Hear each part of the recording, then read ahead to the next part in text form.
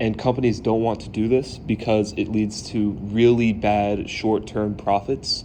And if something bad were to happen in the economy, it could lead to the company going completely bankrupt. And we don't want that if we want more refineries. So the government would have to step in and would have to give the companies at least some money to help subsidize for what's happening. Why can I not scroll?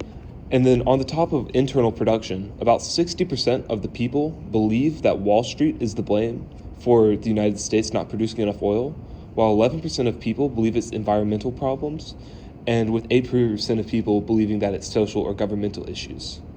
And so this shows how the people really don't believe in our ability to make oil. And a massive issue is that we need government money to be able to create more refineries and to update the refineries that we currently have.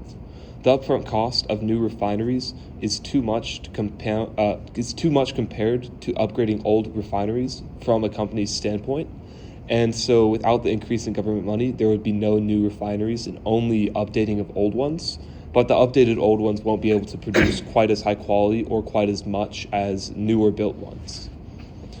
And another thing that was talked about would be gas rebates.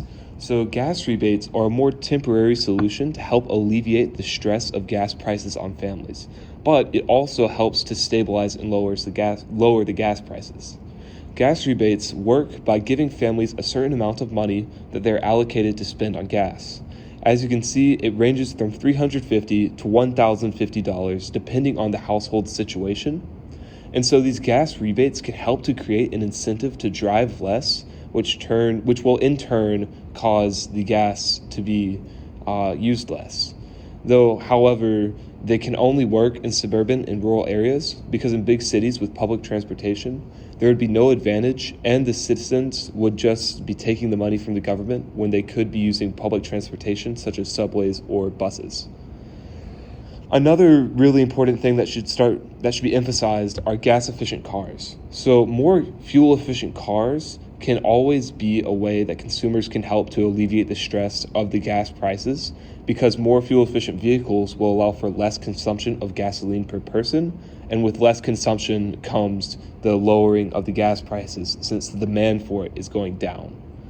And cars that would be a really good example of this would be something like the Toyota Prius, the Toyota Corolla, and the Honda Civic, which are all really good fuel-efficient cars that get north of 30 miles a gallon, while bigger trucks and SUVs such as Suburbans and Ford F-250s can only get upwards of 20 miles a gallon.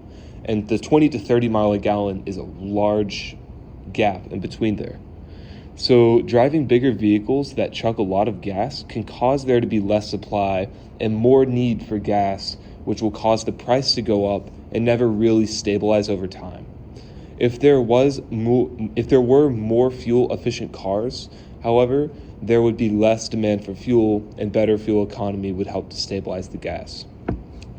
Overall, I feel that these different things being implemented, being the government helping to subsidize for oil refineries, emphasizing more gas-efficient cars, the implementation of gas rebates, and the government really just trying to get their own oil and gas figured out would be the best way for the United States to start to produce its own oil and to become oil independent and no longer depend on OPEC and other countries for our oil supply.